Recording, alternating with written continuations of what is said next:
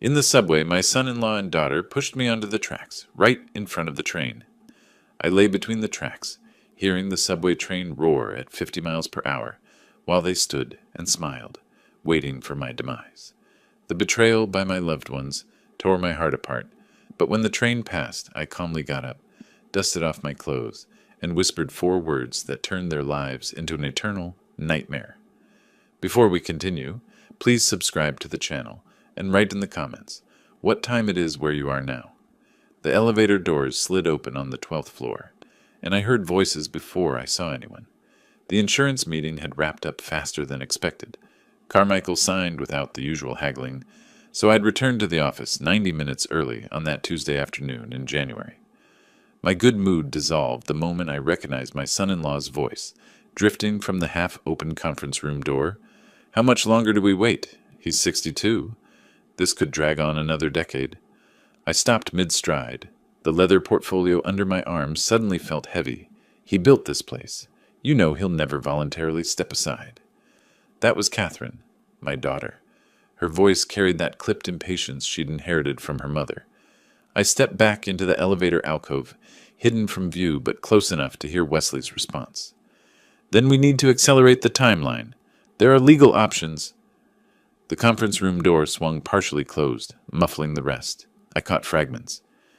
"Make sure everything transfers smoothly when—" The words hit like cold water. 30 seconds passed. I counted them, forcing my breathing to stay even.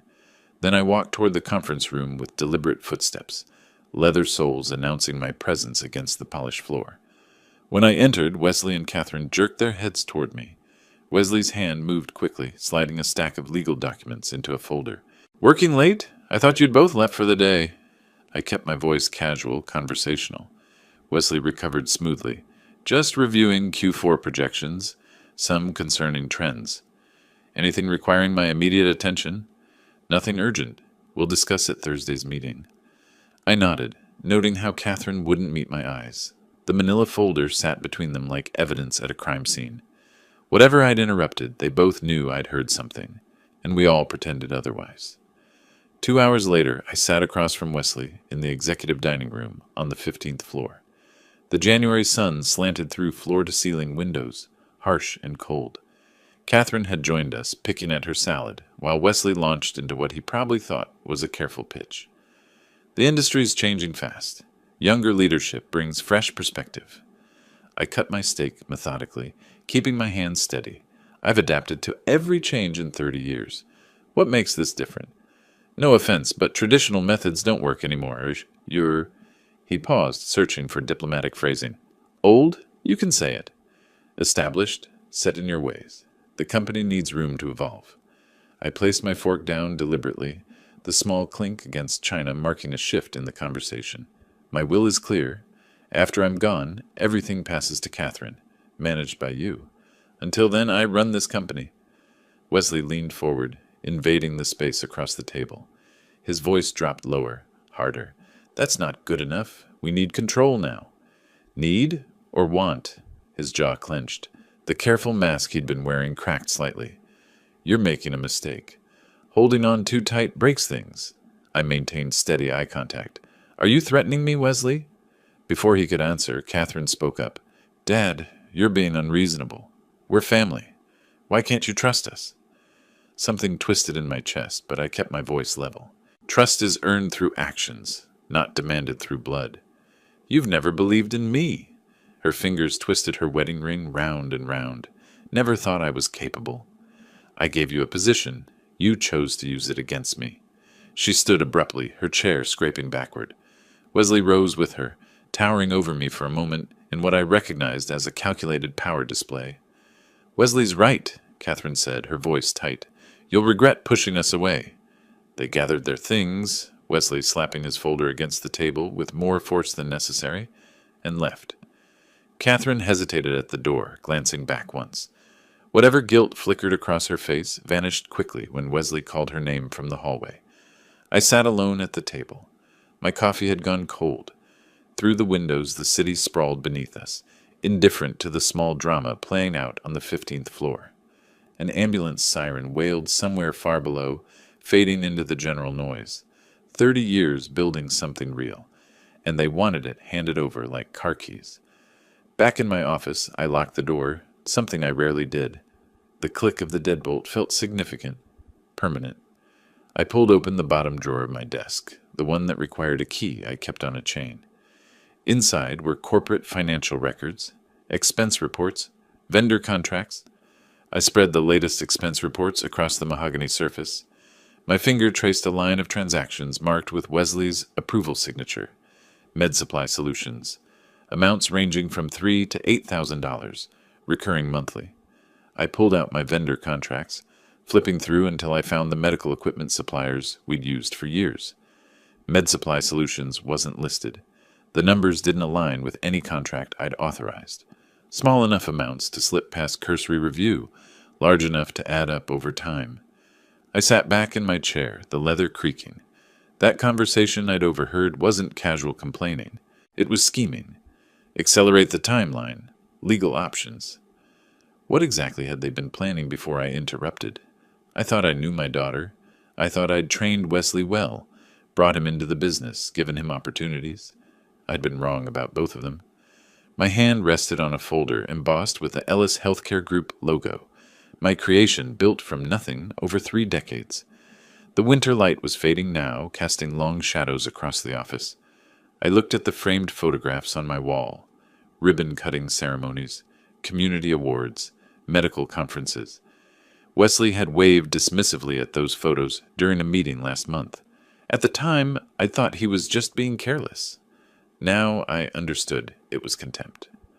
I pulled my phone from my pocket and photographed the expense reports, each page clearly showing Wesley's signature. Then I returned everything to the drawer and locked it again. Through my office window, I could see the lights of Manhattan, flickering to life as darkness settled over the city.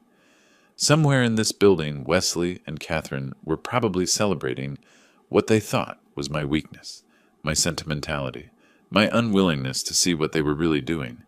They wanted the company. Fine. I spoke aloud to the empty office, my voice steady and cold. You want the company? Let's see if you can handle what comes next. I opened my laptop and created a new folder. Q1 Audit Prep. Innocent enough. Inside, I began documenting everything I'd noticed. Every conversation, every irregularity. If they wanted to play this game, they'd discover I'd been playing longer than they'd been alive. 3 weeks crawled past. February arrived with dirty snow piling against Manhattan curbs and a coldness that had nothing to do with weather. I'd been coming to the office earlier each morning, often arriving by 7, sometimes earlier. The townhouse on the Upper East Side, my property, my name on the deed, had become uncomfortable. Wesley and Catherine lived there too, an arrangement that had seemed practical when I'd offered it 2 years ago. Now it felt like enemy territory. I kept my distance, let them think I was retreating, let them believe I was just an old man clinging to past glories, too stubborn to recognize reality. Meanwhile, I documented everything. On a gray Tuesday morning in early February, I pushed through the revolving doors of the Ellis Healthcare Group headquarters at 6:45. The lobby was empty except for security. I rode the elevator to 12, expecting the usual silence of an office not yet awake. Instead, lights blazed in the main conference room. Through the glass walls, I saw Wesley standing at the head of the table, my usual position, addressing 3 of our clinic directors. Sandra Chen wasn't among them, notable since she'd been my most trusted operational manager for a decade. I didn't hesitate. I walked straight into the conference room. The conversation died mid-sentence. Wesley's expression flickered, surprise, then annoyance, then that smooth professional mask he wore so well. Morning meeting? I kept my tone neutral, almost pleasant. Initiative I'm leading, Wesley said. He didn't move from the head of the table. Didn't want to bother you with details. The 3 clinic directors looked uncomfortable. Marcus Washington, who'd been with me since the beginning, stared at his notepad. Any meeting involving my clinic directors requires my approval. I let each word land clearly.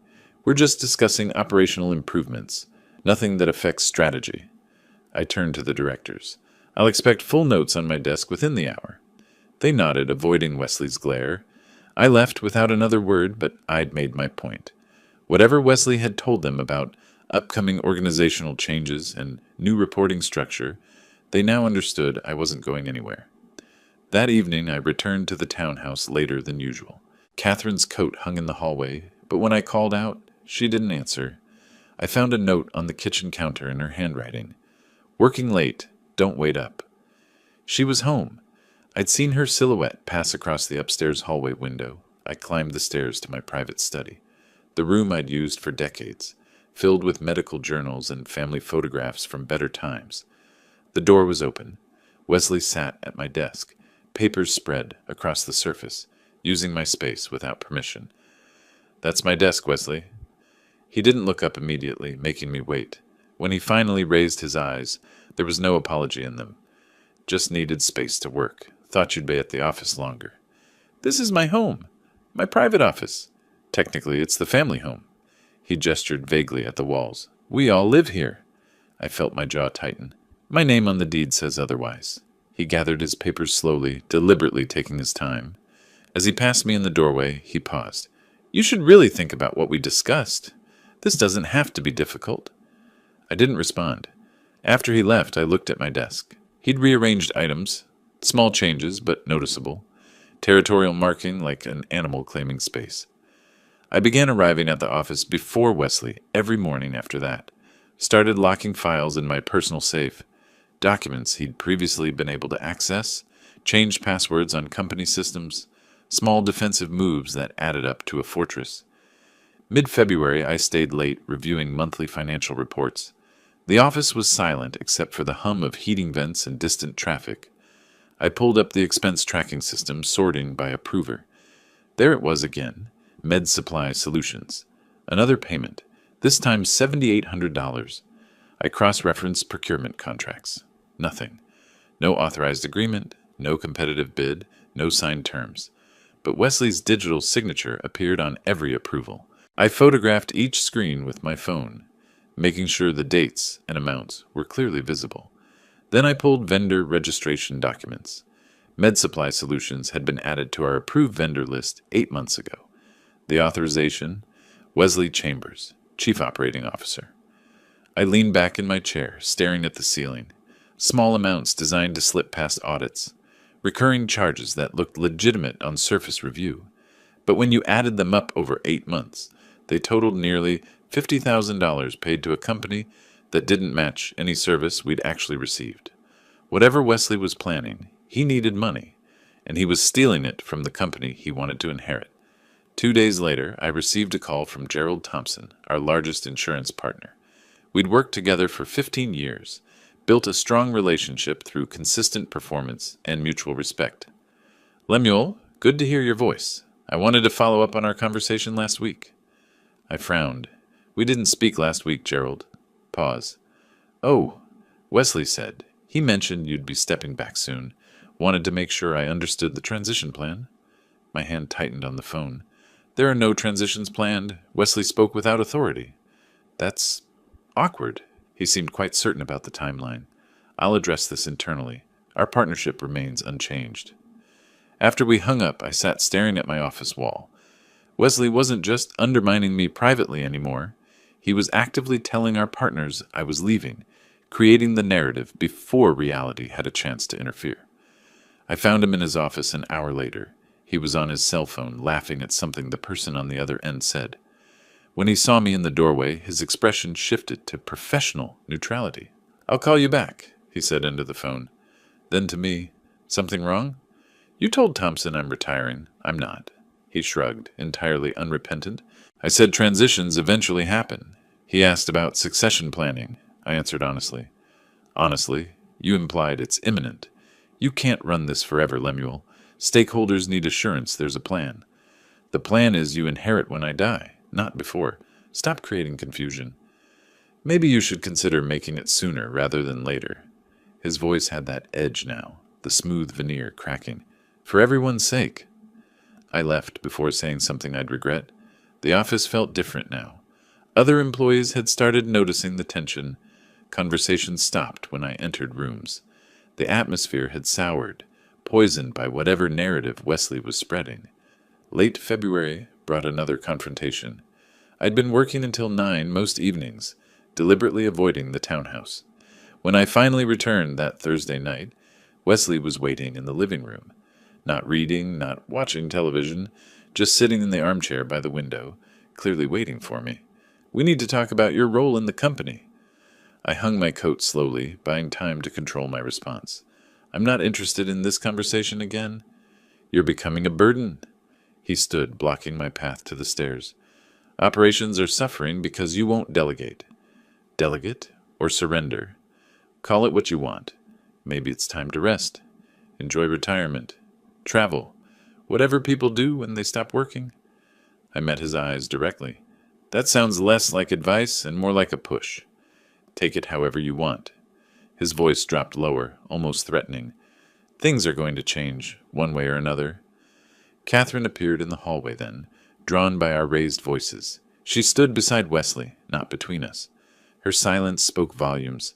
I looked at my daughter, really looked at her, saw how she'd positioned herself, physically and metaphorically, saw how she wouldn't meet my eyes, saw how her hand rested on Wesley's arm, a gesture of alliance. "I'm sleeping at the office tonight," I said. "Don't wait up." I grabbed my keys and walked out, leaving them standing together in the living room of my house. The office couch wasn't comfortable, but I'd slept in worse places. I lay there in the darkness, city lights filtering through the blinds, thinking about everything that had happened since that overheard conversation in January. This wasn't about business disagreements anymore. Wesley wasn't just impatient or ambitious. He was planning something, and those financial irregularities were part of it. My daughter, who I'd raised and loved and given every opportunity, was watching her husband threaten me and saying nothing. I'd built this company for family. Now family was trying to steal it. My phone buzzed on the desk. Wesley's name appeared on the screen. I almost didn't answer, but curiosity won. "Urgent meeting tomorrow with potential investors," he said without preamble. "Need you there? 9 a.m. "Which investors?" "I'll brief you tomorrow." "Oh, and your car's in the shop, right? Engine trouble you mentioned last week?" I hadn't mentioned car trouble. "It's fine. Might be faster to take the subway anyway. Morning traffic's terrible this time of year. Green line to 42nd should put you right there." Something in his voice made my instincts flare. Too casual, too specific about the route. "I'll be there," I said slowly.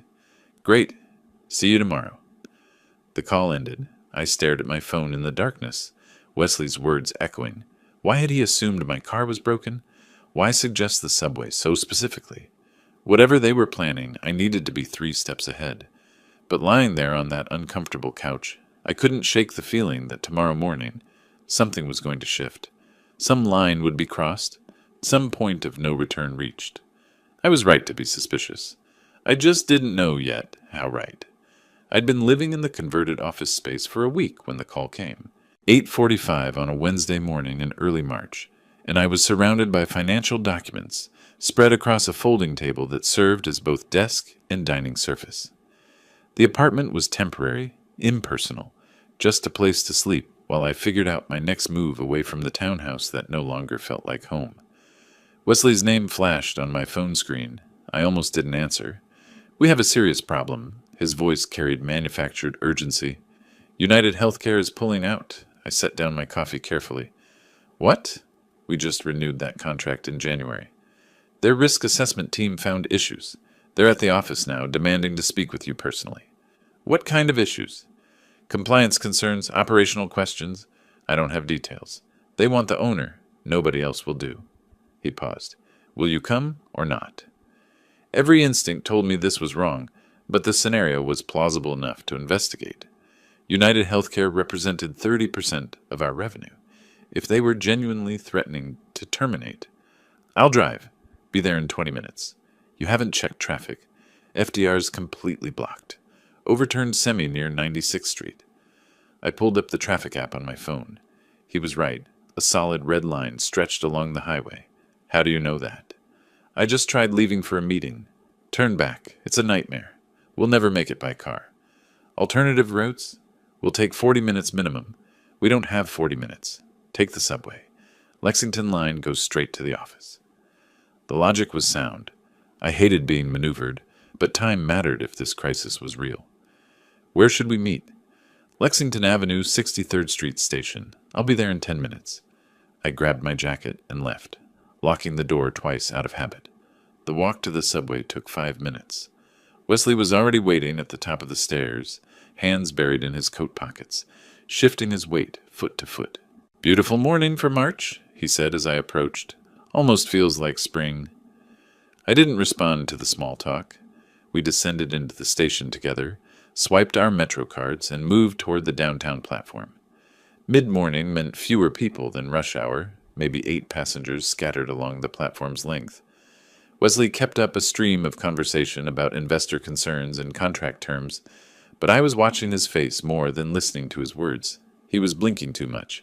His hand kept moving to his jacket pocket and away again. The smile he wore looked rehearsed. We walked toward the middle of the platform, away from other waiting passengers. Wesley guided us with subtle touches to my elbow, positioning us near the yellow warning strip at the edge. The digital sign updated. "Next train, 2 minutes." "Is Sandra confirming these investors are legitimate?" I asked.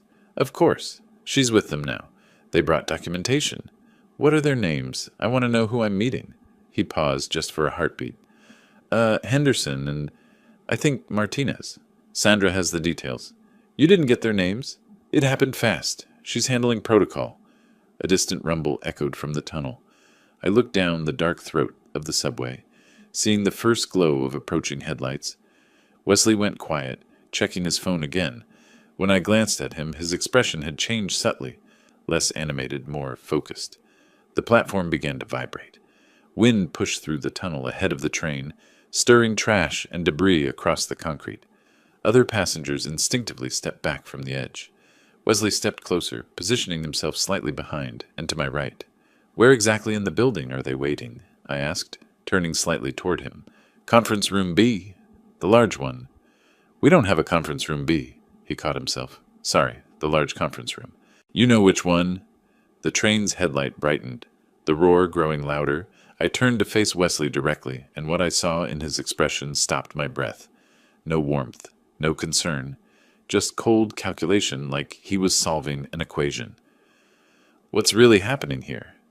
He didn't answer. His hands came out of his pockets, empty palms facing me. The train was close now, maybe 15 feet away and closing fast.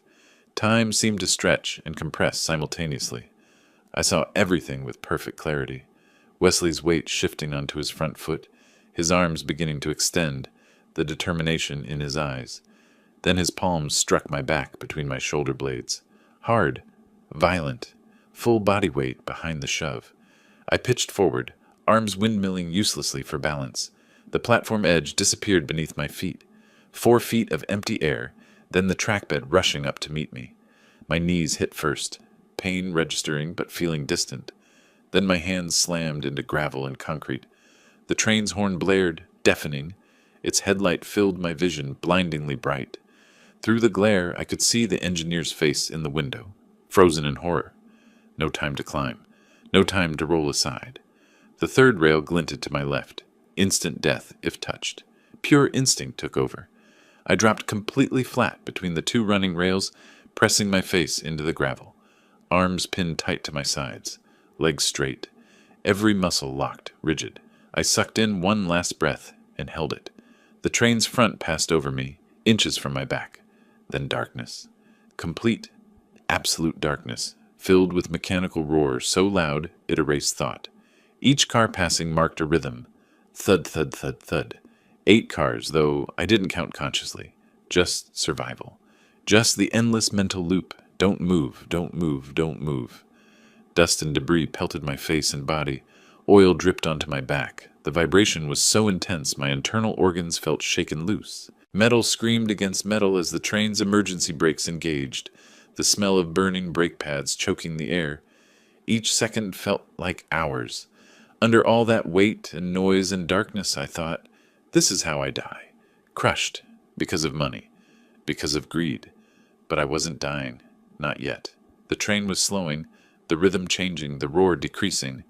Finally, it stopped. The silence after was profound. My ears rang. My entire body shook uncontrollably. I lay there for maybe 5 seconds, maybe 50. Time had lost meaning. Then I shifted slightly, testing. Everything still worked. I opened my eyes. saw light ahead between cars, crawled forward on my belly, moving slowly because my legs felt disconnected from my brain, reached the emergency ladder between cars and pulled myself up using mostly arm strength. A transit worker reached down. I waved him off and finished climbing alone. I stood on the platform covered head to toe in black grime. My clothes were torn, oil-stained, gray with dust. Blood seeped through my torn pants at the knees. I looked like I'd crawled through a coal mine. Wesley stood frozen 20 feet away, his face showing not relief, but calculation. Behind him, Catherine burst through the crowd, breathless, her arrival timing too perfect to be coincidence. "Dad! Oh no, what? Wesley, what happened?" Her face showed shock, but her eyes showed something else entirely. Not relief. Frustration. Other passengers surrounded me, voices overlapping. "Are you okay?" "Someone call an ambulance." "I saw someone push him." "No, he fell. He just fell." I ignored them all. Walked directly toward Wesley and Catherine, my steps deliberate despite the shaking in my legs. Other passengers parted for me. I stopped 2 feet from them, close enough to see their pupils dilate, close enough to watch their masks slip for one crucial second. They'd wanted me dead, my daughter, my son-in-law. They'd planned this, coordinated timing, positioned themselves, and now they were disappointed I'd survived. A transit officer approached. "Sir, what happened? Did you fall?" I kept my eyes locked on Wesley. "I was pushed." "Pushed? By who?" Wesley stepped forward quickly. He stumbled. I tried to grab him, but couldn't reach. "He pushed me, deliberately." "That's insane." Wesley's voice took on injured innocence. "Why would I—" "He's confused, officer. The trauma—" I studied them both for a long moment. Catherine couldn't hold my gaze. Wesley held it too long, too steady, overcompensating. Around us, more officers arrived. Passengers gave statements. Someone called for paramedics. I spoke quietly, but every word landed with absolute certainty. "I'll see you in court." Then I turned and walked toward the station exit, leaving them with the officers. Behind me, Wesley called out, "Lemuel, wait! This is a misunderstanding." I didn't turn, didn't respond, just kept walking, one foot in front of the other, until I reached the stairs and climbed toward daylight and air and the rest of my life. The moment Wesley's hands struck my back, time fractured. I felt the pressure between my shoulder blades, felt my body pitch forward into empty space, felt gravity claim me with indifferent finality. No, no, no. The trackbed rushed up. My knees hit first, sending white lightning through my legs. But pain didn't matter, because the train was right there. Headlight blazing, horn screaming, metal beast, bearing down at 30 miles per hour. 10 feet away. 8, 6. Flat. Lie flat. I saw the third rail to my left, that innocent-looking bar carrying enough electricity to stop my heart instantly. Death on my left, death bearing down from above. Survival only in the 18-inch gap between the running rails. Center, stay, center. My hands hit gravel. I rolled briefly onto my back, saw the train's undercarriage, mechanical guts and grinding wheels in oil-streaked metal. Flipped back to my stomach, arms pinned to sides, legs straight. Face turned sideways against the trackbed, creating the smallest profile possible. The train's front passed over me, then darkness swallowed everything. The roar erased thought, erased identity, erased everything except the primal mantra. Don't move, don't move, don't breathe, don't exist. The undercarriage was inches from my back. I felt its heat, smelled burning oil, tasted metal, dust. Each car's passage marked itself. Thud, thud, thud, thud. Debris pelted my face. Something wet, oil or brake fluid, dripped onto my neck. The vibration rattled my teeth, shook my organs, seemed to loosen the joints of my skeleton. How many cars? How long? How much longer? My lungs burned for air, but I kept my mouth clamped shut, breathing in tiny sips through gritted teeth. My hands clutched gravel not for physical stability, but for psychological anchor. Something real, something that proved I still existed. The train was breaking. I felt it through the rails pressed against my sides, metal screaming against metal, the smell of burning brake pads mixing with oil and dust and my own sweat. The rhythm changed. The roar decreased incrementally, then stopped. Complete silence after mechanical chaos. My ears rang so loudly the silence seemed louder than the train had been. I lay frozen, afraid that moving would somehow restart everything, that the train would surge forward and crush me after all. Test the body, one limb at a time. Fingers curled, toes flexed, arms shifted, legs bent slightly at the knees. Everything still worked. I was whole. I was alive. My son-in-law tried to kill me. I opened my eyes. Ahead, maybe 15 feet, I saw light between cars. I crawled toward it on my belly, pulling myself forward with my elbows because my legs had turned to water. The distance felt infinite. Finally, I reached the emergency ladder and grabbed the lowest rung. "Don't move! Stay there! We're coming!" A transit worker's voice from above. "I'm coming to you!" My voice came out hoarse, scraped raw. I pulled myself up using mostly arm strength. My legs shook so badly they could barely support weight. Hand over hand, rung by rung, I climbed back to the platform. The transit worker reached to help. I waved him off and finished alone, hauling myself over the edge and standing on legs that trembled like a newborn calf's. The platform was chaos. Passengers clustered in knots, voices overlapping. "Did you see?" "Someone pushed him." "No, he fell." "Call an ambulance." I stood there, brushing ineffectually at my clothes, leaving black streaks on my hands. My business suit was destroyed, torn at knees and elbows, soaked with oil and track grime. My face felt caked with dust. When I touched my cheek, my fingers came away black. Then I saw Wesley. He stood 20 feet away, frozen in place, his face a mask of false concern that didn't reach his eyes. Our gazes locked. For one unguarded second, I saw through him completely. Not worry, not relief, calculation. He was already building his story, already preparing his defense. "Dad!" Catherine burst through the crowd, her coat flying open, hair disheveled. She grabbed my arm. I pulled away sharply. Her arrival was too convenient. She was supposed to be at the office, or home, or anywhere but here. Yet here she stood, breathless at the exact moment to play concerned daughter. "Oh my, what happened? Wesley, what happened?" The performance was skilled. Her voice pitched perfectly between shock and concern, but her eyes betrayed her. When she looked at me, truly looked at me, before remembering to school her expression, I saw frustration, not relief. They'd wanted me dead. The realization crystallized with perfect clarity. This wasn't a sudden impulse by Wesley, a moment of rage. This was planned, coordinated. The urgent meeting fabrication, the traffic report he'd waited for, the specific platform position, Catherine's timed arrival to witness the tragic accident. A transit officer pushed through the crowd. "Sir, are you injured? What happened?" I kept my eyes on Wesley. I was pushed. Pushed? By who? Wesley moved quickly, his voice taking on wounded innocence. He stumbled. I tried to grab him, but couldn't reach. The train was coming so fast. He pushed me. My voice was steady, despite the adrenaline still flooding my system. Deliberately. "That's insane." Wesley spread his hands in helpless confusion. "Why would I—" "Officer, he's confused. The trauma of what just happened," Catherine joined in. "Daddy, please, you need medical attention. You're in shock." "You're here," I said to her. "How convenient." "I was coming to meet you both. I just got here. I saw—" She reached toward me again. Perfect timing. More officers arrived. Passengers offered contradictory accounts. I saw someone behind him. No, he was alone. I think he lost his balance. Someone definitely pushed. The platform cameras had been experiencing intermittent issues. Wesley had probably arranged that too. Through all the chaos, I stood perfectly still, studying the two people I'd loved most in the world. My daughter, who'd chosen money over blood. My son-in-law, who'd just tried to murder me in broad daylight. They stood together, physically close, united, against me.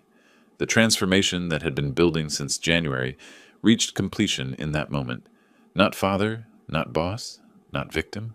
Strategist. Hunter. Someone planning systematic destruction. I walked toward them slowly. Officers and passengers formed a circle, watching. I stopped 2 feet away, close enough to see every micro-expression on their faces. Wesley's jaw was clenched. Catherine twisted her wedding ring. Both waited for my next move. I looked at Wesley, then Catherine, then back to Wesley. Let the silence stretch until it became uncomfortable. Then I spoke, quietly enough that they had to strain to hear. "I'll see you in court." I turned and walked toward the station exit. "Lemuel, wait!" Wesley called after me. "This is a misunderstanding. We need to talk about this." I didn't turn, didn't acknowledge him, just walked with steady purpose toward the stairs, each step taking me away from the platform and toward something new, something focused, something dangerous. Behind me, I heard officers asking Wesley and Catherine to stay for additional questions, heard passengers still arguing about what they'd seen, heard the general confusion that would make a criminal case nearly impossible to prove. But criminal case wasn't what I was thinking about. I climbed the stairs to street level and emerged into cold March sunlight. My hands were shaking, not from fear, but from rage being contained. I pulled out my phone, scrolled through contacts until I found the name I needed. Gerald Morrison, attorney. My finger hovered over the call button. This was the decision point. Call the attorney, and everything changed. This became war. Total war. I pressed call. 3 rings, then, "Gerald Morrison." "Gerald, it's Lemuel Ellis. I need to see you immediately. My son-in-law just tried to kill me, and I'm going to destroy him." Silence on the line. Then, "Come to my office. I'll clear my afternoon." I hung up and started walking. My knees hurt. My back ached. I was covered in filth and probably looked deranged. But my mind had never been clearer. They wanted the company. They'd wanted me dead for it. Now I'd show them what it meant to fail at murder while revealing your true intentions. The emergency clinic took 40 minutes. A nurse cleaned the scrapes on my knees and temple, applied bandages, checked for concussion. The doctor asked how I'd gotten track debris in my hair. I told him the truth. He looked at me like I'd survived something impossible. "You're lucky to be alive." "I know." By early afternoon, I sat across from Gerald Morrison in his Midtown office. My ruined suit had been replaced with clothes I kept in my gym locker, wrinkled but clean. Gerald's desk was covered with police reports and witness statements. "I'll be direct." He slid the first document toward me. "The criminal case is weak, very weak." I picked up the police report. Platform cameras had experienced technical failure during the precise window of the incident. 6 witnesses present, 6 different stories. 3 saw me stumble. 2 thought they saw a possible push. 1 saw nothing at all. "The cameras failed at exactly the right moment," I said. "That's not coincidence." "I agree. But proving tampering?" Gerald shook his head. "Nearly impossible. And without video evidence, Wesley's lawyer will destroy this in court. He'll say you became dizzy from stress, that he tried to grab you but missed. So he walks away, after trying to murder me. Criminally? Probably." Gerald leaned back in his chair. "But there are other ways to seek justice." I looked at him carefully. "Which is?" "You mentioned suspicions about financial irregularities. Those leave trails. Paper doesn't lie like witnesses do." Understanding clicked into place. "Go after him for fraud instead of attempted murder." "Fraud, embezzlement, breach of fiduciary duty. Much easier to prove, much harder to defend." He pulled out a legal pad. "And it destroys him financially, not just criminally. I need evidence, documentation, transaction records. You're the owner. You have legal access to everything." Gerald leaned forward. "But you need him comfortable, not suspicious. Play the forgiving father. Let him think you're letting it go." The thought made my stomach turn, but the strategy was sound. "How long will this take?" "Weeks. Maybe a month to gather everything, hire forensic accountants, build an airtight case." He met my eyes. "Can you do it? Live under the same roof as someone who tried to kill you?" I thought about lying between those subway rails, about the train passing inches over my back, about emerging to see disappointment on my daughter's face instead of relief. "Yes," I said, "I can do it." That evening I returned to the townhouse. My hands shook as I turned the key, but my expression remained neutral. Wesley and Catherine sat in the living room. They looked startled when I walked in. "You're back," Wesley said carefully. I set my briefcase down and sat in my usual armchair, reclaiming territory. "I've had time to think about what happened, about us." Catherine leaned forward. "And? Life's too short for family conflict. Maybe I did stumble. The stress lately, not sleeping well." The words tasted like poison, but I delivered them steadily. My attorney advised against pressing charges. Uncertain outcome tears family apart, regardless. So you're saying what exactly? Wesley's voice held suspicion. I'm saying we move forward. Put this behind us. I don't want to lose my daughter over an accident. Catherine started crying. She crossed the room and hugged me. I endured it briefly, then stepped back, maintaining distance. Wesley watched me with calculating eyes, trying to determine if this was genuine. Just like that? You forgive everything? I met his gaze steadily. I didn't say that. I said we move forward. Over the next 2 weeks, I worked from my home office late into the night. At 2 a.m, the house was silent except for the hum of my computer. I pulled up 5 years of financial records, scrolling through expense reports and vendor payments. There it was, Med Supply Solutions, recurring payments every month, amounts ranging from $3,000 to $8,000. I opened our vendor contracts folder. No agreement with any company by that name. I looked up the business registration, formed in Delaware in 2021, address listed as a UPS store in Newark, opened the banking portal and traced wire transfers. The destination account was in the Cayman Islands. The account holder name included Wesley's mother's maiden name, Harrington. Amateur mistake. A floorboard creaked outside my office. I minimized the windows quickly. Wesley appeared in the doorway, hair disheveled. Working late? Couldn't sleep.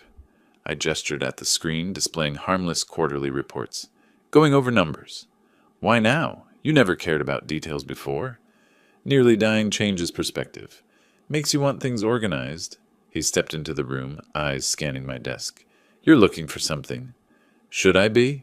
He paused, then shook his head. Of course not. Just seems odd, the timing. Go back to bed, Wesley. This doesn't concern you. He left, muttering, Everything in this company concerns me. I waited until his footsteps faded, then opened the files again. I spent the rest of the night documenting everything, taking photos with my phone, creating an external hard drive labeled Estate Planning Docs to avoid suspicion. By morning, I had 42 months of fraudulent payments, totaling $340,000. The next day, I contacted Brennan & Associates, forensic accountants. I met with Jennifer Brennan in a conference room downtown, sliding a USB drive across the table. Complete financial records, 5 years. I need comprehensive review of all expenses over $1,000. She nodded, professional and efficient. Preparing for acquisition due diligence? Something like that. Pay particular attention to vendor payments. Understanding passed between us without words. She knew what to look for. At breakfast the following morning, I made the announcement. I've hired Brennan & Associates, forensic accountants. Wesley's coffee mug paused mid-air. Why? What for? Routine audit. Should have been doing them annually anyway. Catherine frowned. Is this because of what happened? You don't trust us? It's because I almost died and realized I've been sloppy with compliance. Nothing personal. What exactly will they be auditing? Wesley's voice was carefully casual, but I saw his hand shake slightly. Everything. 5 years of transactions, vendor relationships, expense approvals. I met his eyes. I'll need you to provide full access to your approval records. Of course, happy to cooperate.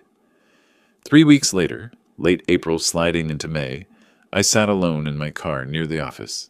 My phone rang. Jennifer Brennan. Mr. Ellis, we need to meet. Today, I found something. I looked at my reflection in the rearview mirror. For the first time since the subway, I smiled. Not a large smile, just a slight curve of satisfaction. I'll be there in 20 minutes. I started the car and pulled into traffic.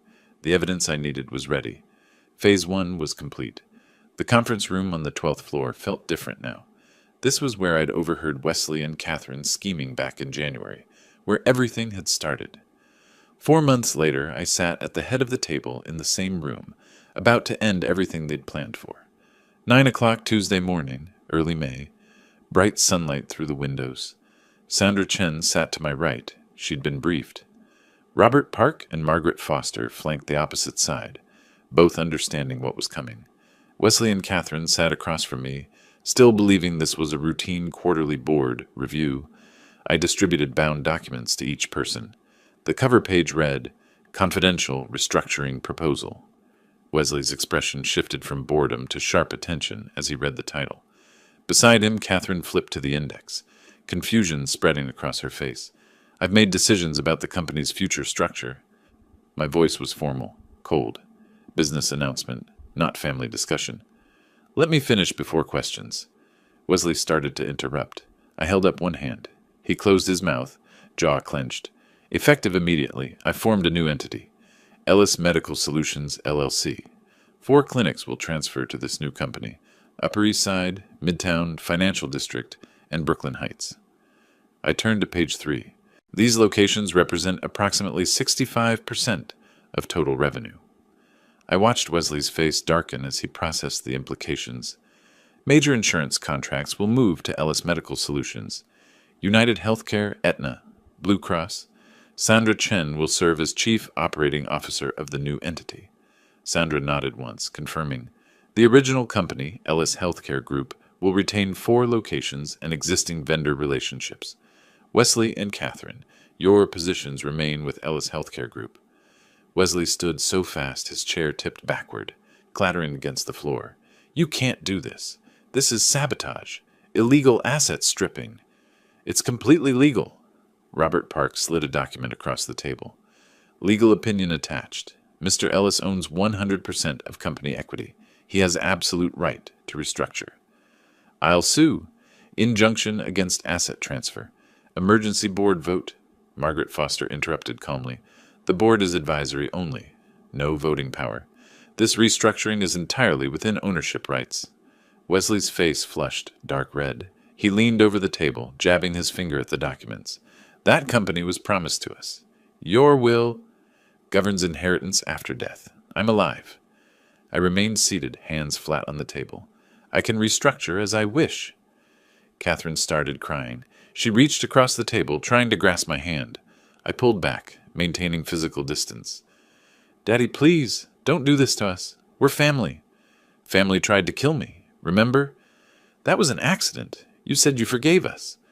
I said we'd move forward. This is moving forward. Separately. Wesley pounded his fist on the table, making water glasses jump.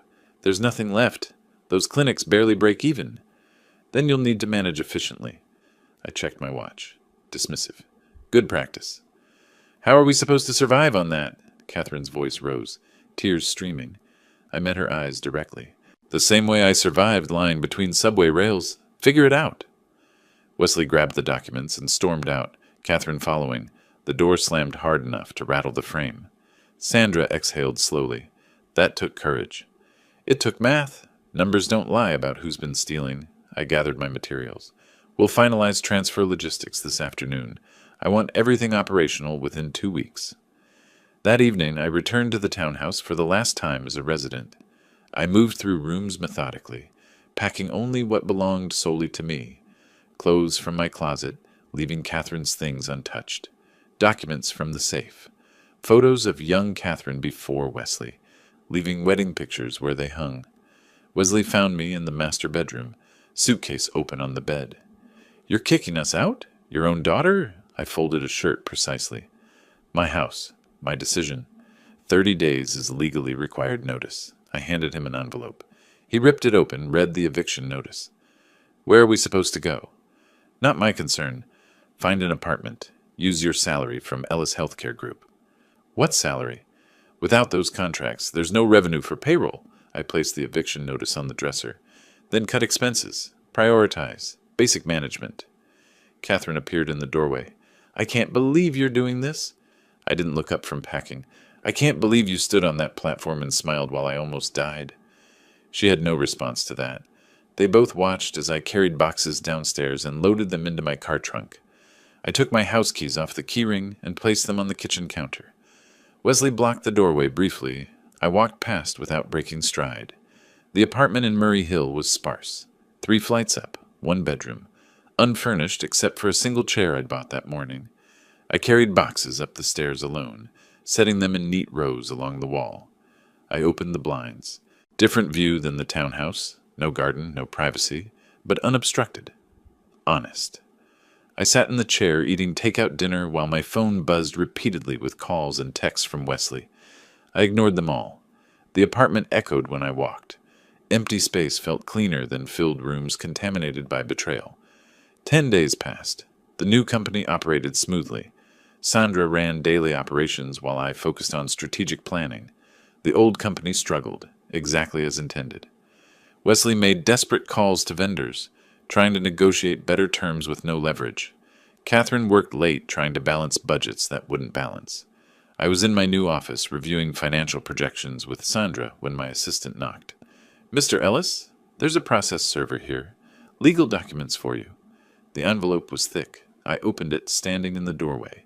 Wesley and Catherine had filed lawsuit, challenging the restructuring, seeking injunction, claiming breach of fiduciary duty and elder abuse. 15 pages of allegations arguing I was mentally incompetent, acting maliciously, violating implied promises. I read the entire complaint without sitting down. When I finished, I looked at Sandra. They're fighting back. "What do we do?" I allowed myself a slight smile. The first genuine one in weeks. "We counterattack. Get Morrison on the phone." She reached for her cell immediately. I walked to the window, looking out at Manhattan stretching in all directions. Wesley thought this was about the company, about money and control and inheritance. He still didn't understand. This wasn't about business. This was about accountability, about making sure people who try to murder you for profit lose everything they wanted from your death.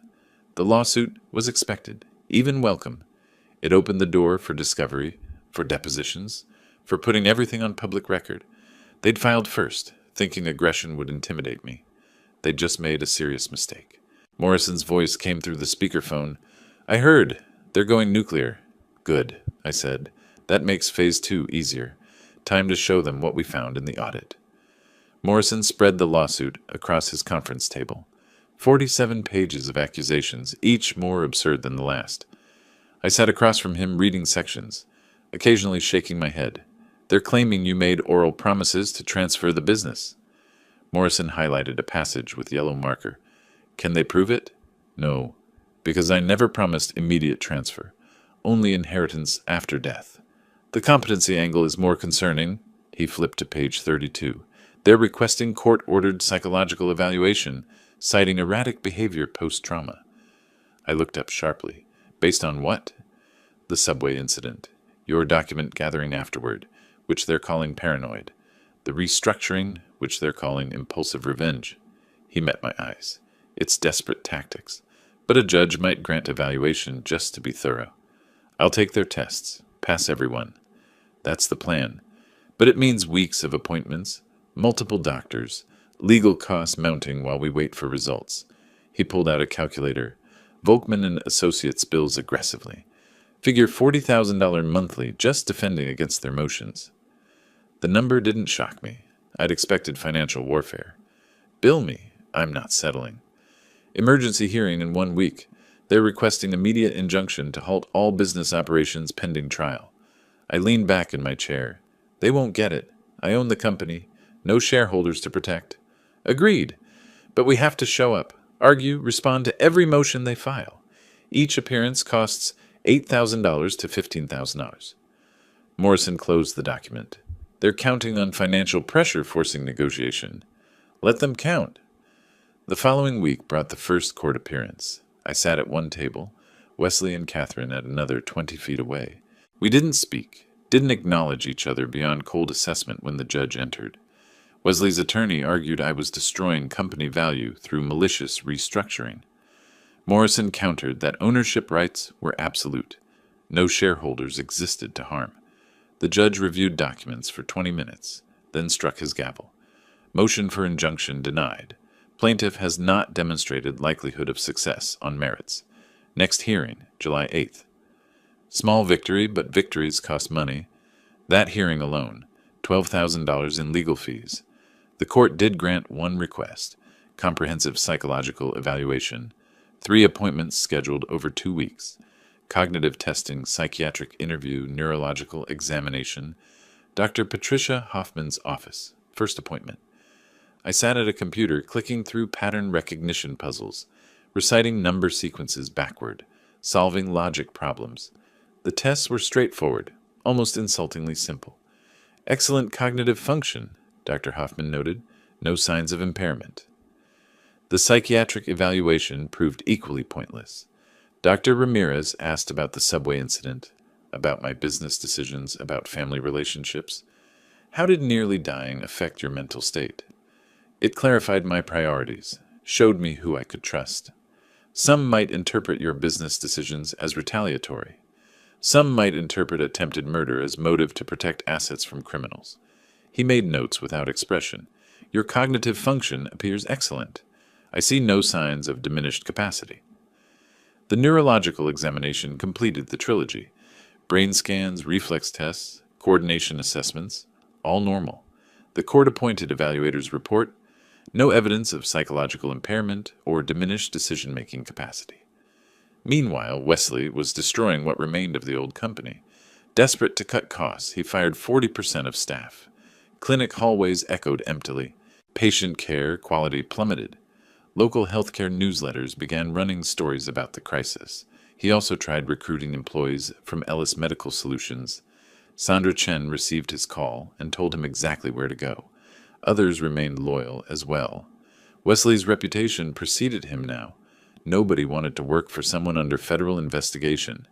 June became a marathon of court appearances, discovery motions, scheduling conferences, document production disputes. Wesley's attorneys demanding internal communications, trying to prove malicious intent. Morrison provided only what was legally required, nothing more.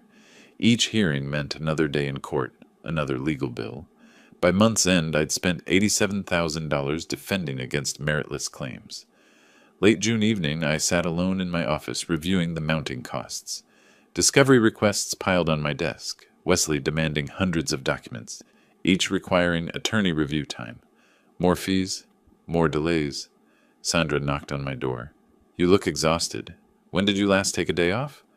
When the lawsuits stopped coming. She sat across from me, concern evident. Is this legal battle worth your health? They tried to kill me. Yes, it's worth everything. What if they win? What if the court sides with them? I pulled open my desk drawer and touched the folder inside. They won't. I have something they don't know about yet. The audit? The audit. 2 more weeks of their attacks. Then I end this. My phone buzzed. Morrison's name appeared. I answered on speaker.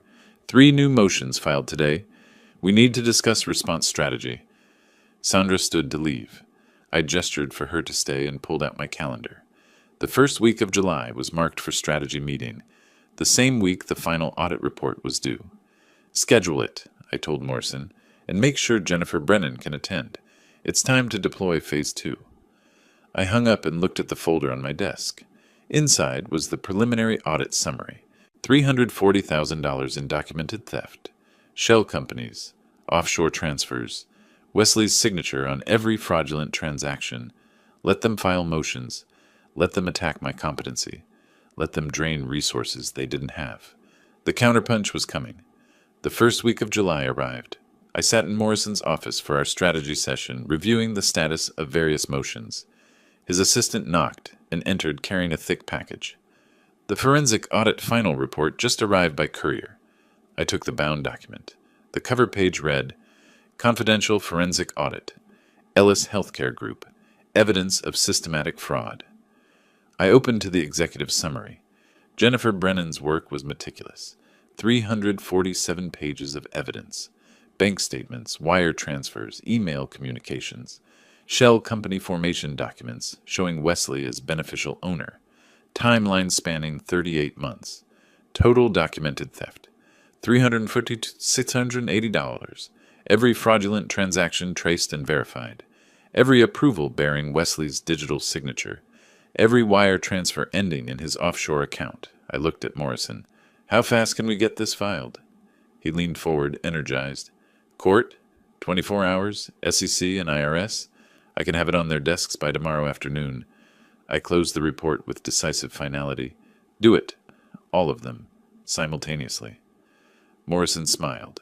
The first genuine smile I'd seen from him in weeks. Now we're playing offense. 48 hours after filing the audit evidence, everything changed.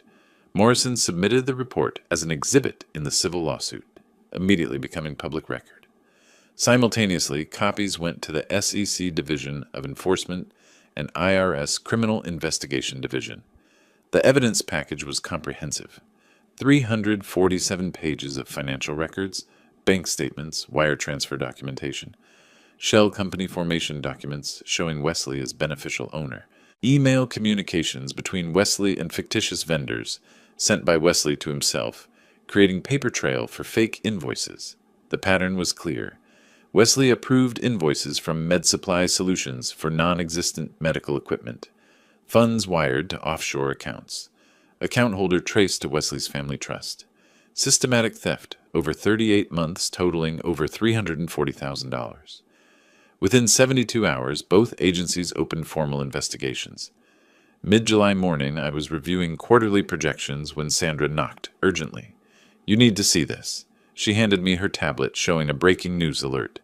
Federal probe, NYC Medical Clinic owner, accused of $340K embezzlement. I scrolled through the article. Healthcare Business Journal had obtained copies of the public court filing. The story detailed everything: the audit findings, the shell companies, Wesley's systematic fraud, quotes from sources close to the investigation, likely prosecutors building public case. "The media found it fast," Sandra observed. "Good. Let everyone see what he is." My phone buzzed. Morrison calling. "Federal agents are at Ellis Healthcare Group right now. SEC investigator Marcus Chen and IRS criminal investigation agent Rebecca Torres. They're seizing records." I stood, walking to my window. Across town, Wesley's world was collapsing. At the old company office, Wesley sat at his desk, reviewing termination paperwork, when the lobby receptionist called. "There are federal agents here to see you." Before he could respond, his office door opened. Marcus Chen and Rebecca Torres entered, showing credentials. "Mr. Wesley Chambers?" Chen extended a subpoena. "We need immediate access to all financial records, computers, and communications." Wesley's face drained of color. "What is this about?" "Financial fraud investigation. Your office is sealed pending forensic analysis." Torres gestured to IT specialists entering behind them. "We'll need you to answer some questions." For 4 hours they questioned him. Wesley denied knowledge, claimed accounting errors, insisted he had no connection to offshore accounts. His attorney arrived mid-interview and advised him to stop talking. "We didn't mention offshore accounts," Torres noted. "How did you know about them?" Wesley realized his mistake. "I want my attorney present before answering anything else." The same day, agents visited Catherine at her apartment in Queens. She answered the door in sweatpants, face drawn from stress. Seeing the badges, her legs buckled. Torres caught her elbow, helping her to the kitchen table. They showed her documents bearing her signature, approving fraudulent expenses as CFO. "I didn't know," Catherine's voice rose to near hysteria. "Wesley said they were normal expenses. I just signed what he told me to sign." "That's a defense for trial," Chen said evenly. "Right now, you're a person of interest in a criminal investigation. Can I make a deal? Testify against him?" Torres exchanged glances with Chen. "That's not our decision. The U.S. Attorney's Office handles cooperation agreements, but you should retain counsel immediately." 2 days later, Wesley tried using an ATM. Transaction denied. He called his bank, on hold for 15 minutes. "Mr. Chambers, your account has been frozen pending federal investigation." He checked his phone banking app. All accounts showing zero available balance. The offshore Cayman account, also frozen through international law enforcement coordination. Total accessible assets, nothing. His credit cards were maxed from civil litigation costs. He couldn't pay rent, couldn't pay his criminal defense attorney's retainer. Catherine faced identical financial paralysis, her accounts frozen, her signature on fraudulent documents, making her a potential co-conspirator. The media firestorm intensified. New York Post ran, "Healthcare heir, accused of bilking father's business." The articles detailed everything: the subway incident, the restructuring battle, the fraud discovery. Professional networks discussed the scandal endlessly. Insurance partners began distancing themselves from Ellis Healthcare Group. Wesley's professional reputation was destroyed overnight. A Google search of his name returned nothing but scandal coverage. Volkman, Weslow's civil attorney, contacted Morrison seeking settlement. A conference call was arranged. All parties, all attorneys. "My clients want to discuss resolution," Volkman began. "They're prepared to withdraw all litigation, resign from company positions, surrender future inheritance claims." Morrison presented the proposal to me. I rejected it immediately. "No deal. Criminal prosecution continues regardless. Mr. Ellis, Volkman's voice carried desperation. My clients could face significant prison time. Surely some mercy. I had mercy lying between subway rails. My voice was flat, emotionless. None left.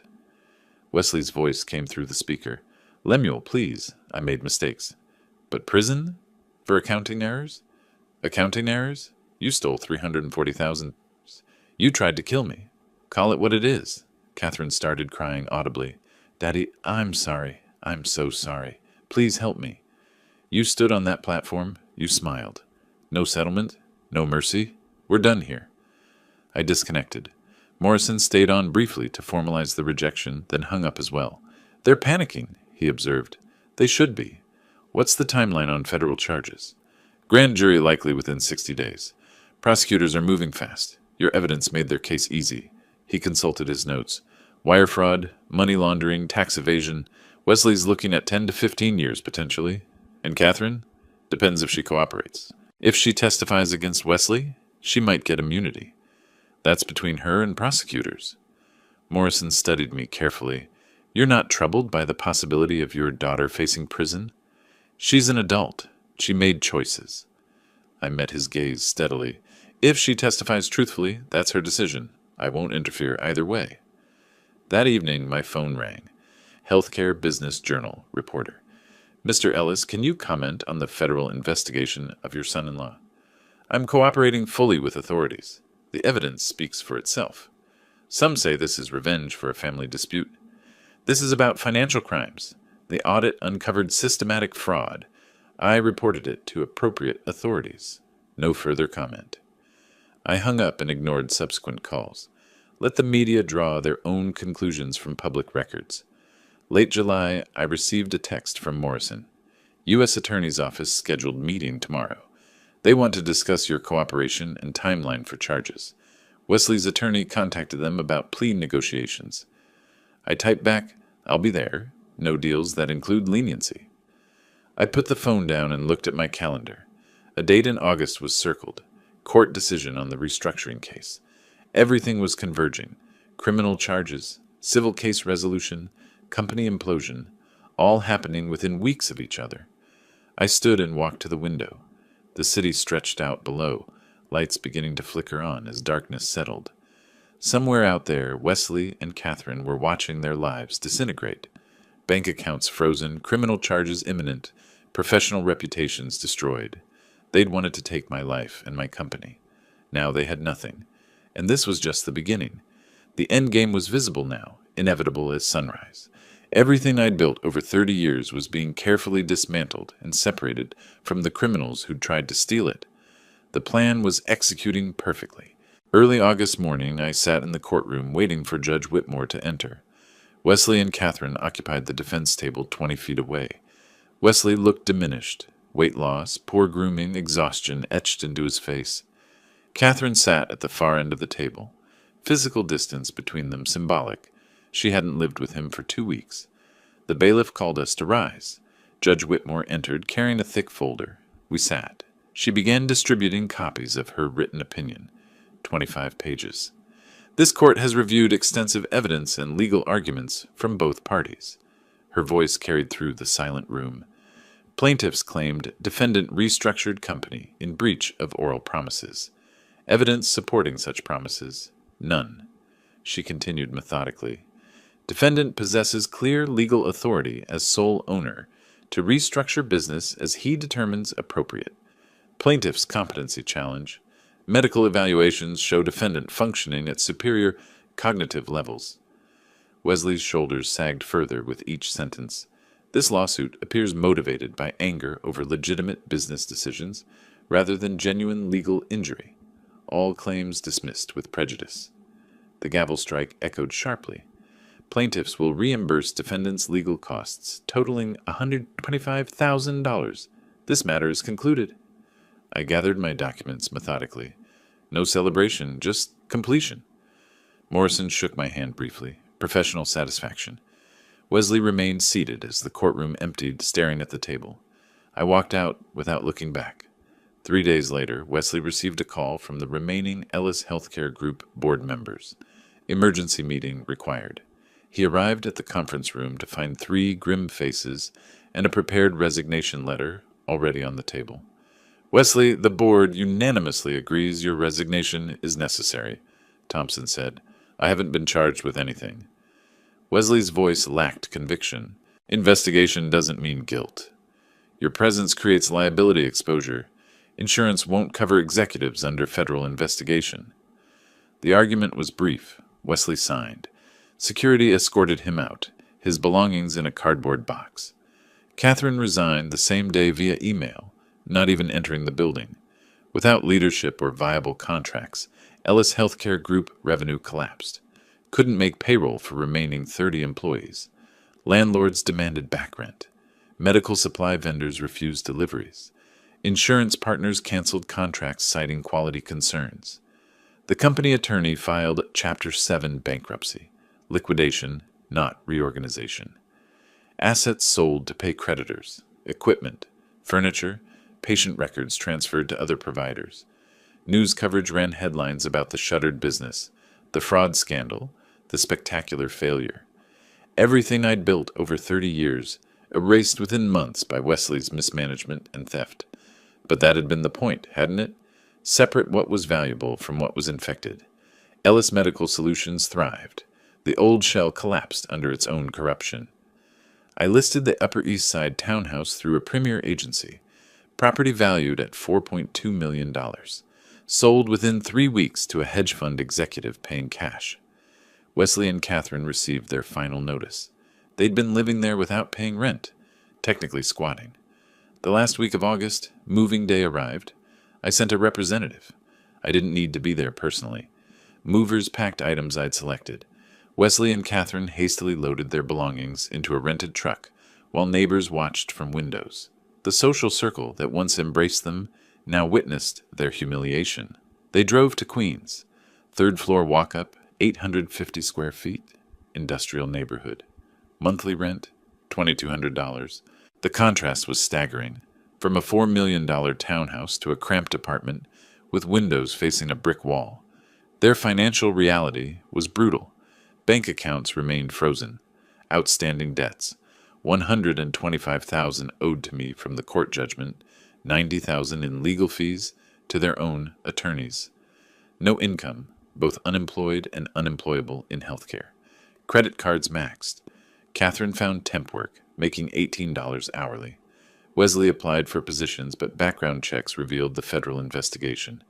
Rejection after rejection. They lived on Catherine's modest income, barely covering rent and food. The American dream inverted, from privilege to poverty in 6 months. Late August, approximately 10 days before September, my phone buzzed. Text from Morrison. "Wesley's plea hearing tomorrow at 10 a.m. U.S. Attorney's Office invited you to attend sentencing hearing if you want to provide victim impact statement." I typed back, "I'll be there." That evening, I opened my laptop and began writing. First line.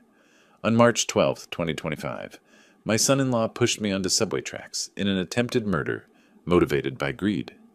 I paused, considering my words carefully.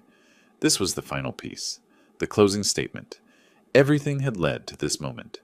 I wrote for 2 hours, revising until each sentence carried precise weight. When finished, I saved the document and closed the laptop. Tomorrow, I would deliver the final judgment. Then it would truly be over. The federal courthouse on Pearl Street gleamed in late August morning light. I passed through security, took the elevator to the 15th floor, and entered the courtroom.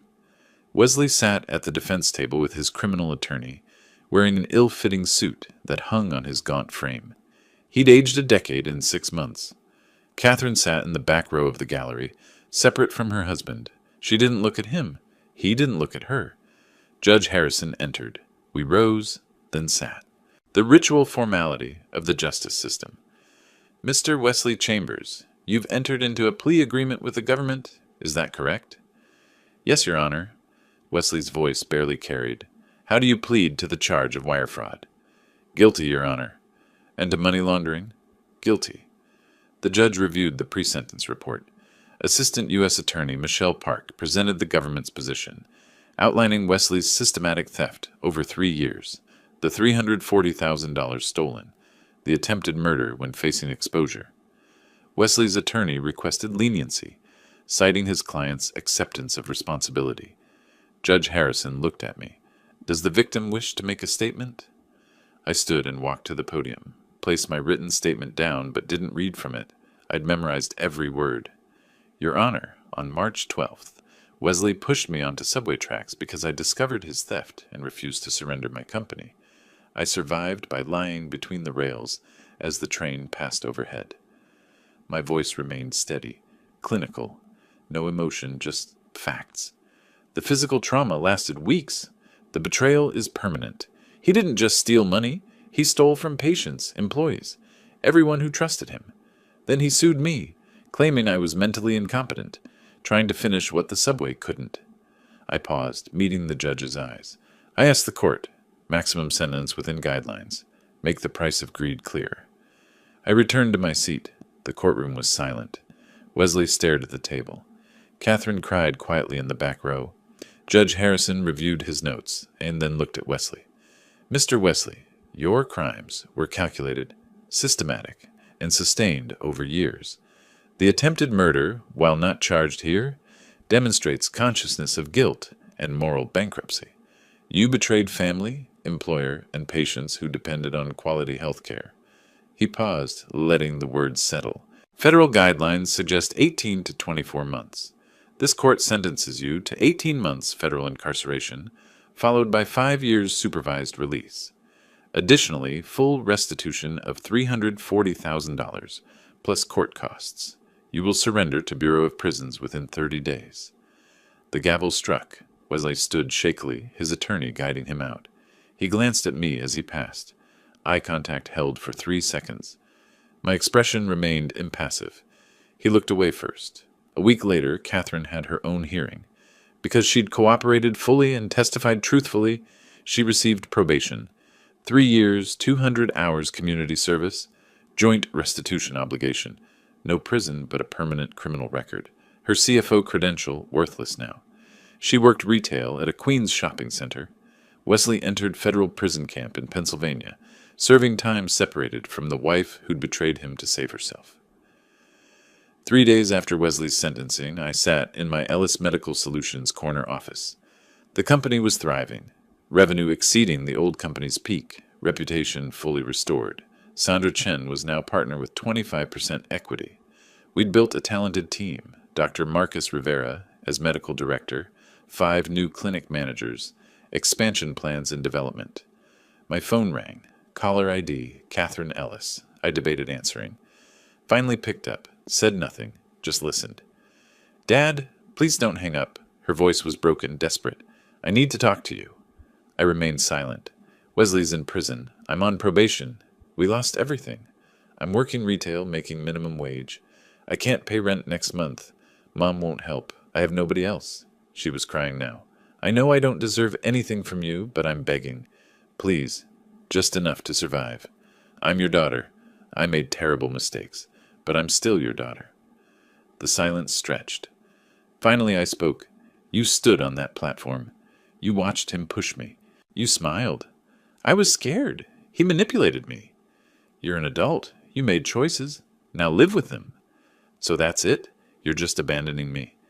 You abandoned me when you chose him over everything I gave you. Goodbye, Catherine.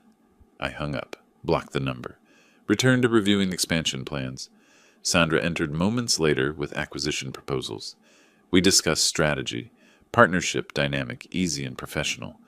The company I'd rebuilt was stronger than what existed before. I'd eliminated the dead weight, recruited genuine professionals, established operations on merit rather than nepotism.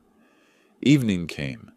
I stood at the window, hands in pockets, watching Manhattan's lights flicker on as darkness settled. My reflection in the glass showed an older man, alone but not lonely, carrying weight but standing straight. Behind me, Sandra organized files, loyal presence, earned trust. I turned from the window back to my desk, opened the laptop, checked my calendar, meetings, strategy sessions, clinic inspections, future plans. Late August 2025, approaching September. The deadline met, the story complete. I felt no triumph, No satisfaction in the traditional sense. Just quiet certainty that justice had been served. I'd protected what I built over 30 years and demonstrated that betrayal carries a price. Wesley would serve 15 months with good behavior, emerge with a criminal record, and decades of restitution payments ahead. Catherine would navigate probation, working minimum wage jobs, understanding finally that actions have consequences. The company thrived without them, better without them. I returned to work, planning tomorrow's agenda. The betrayal existed in the past. Justice existed in the present. The future, that was mine to shape now, without the weight of people trying to steal it. Justice restored didn't mean revenge satisfied. It meant balance returned. I'd survived an attack and responded appropriately, systematically, legally. No glorious combat. Just consequences delivered permanently. I worked late that evening, Sandra beside me, both building toward tomorrow. The city hummed outside, indifferent and vast. Inside this office, order prevailed. Trust earned rather than assumed. Loyalty proven rather than expected. That was enough. I closed my laptop as midnight approached. Stood, stretched, looked one final time at the city sprawling below. Somewhere out there, my daughter struggled with poverty and regret. My former son-in-law occupied a prison cell. My former company existed only in bankruptcy filings. I felt no joy in their suffering, but I felt no guilt either. They'd wanted my life and my company. Now they had nothing, and I had rebuilt stronger than before. I turned off the lights and left the office, locking the door behind me. Tomorrow would bring new challenges, new opportunities, new work. The past was finished. Justice was served. Life continued. If you like this story, please like this video, subscribe to the channel, and share your impressions of this story in the comments. To listen to the next story, click on the box on the left. Thank you for watching.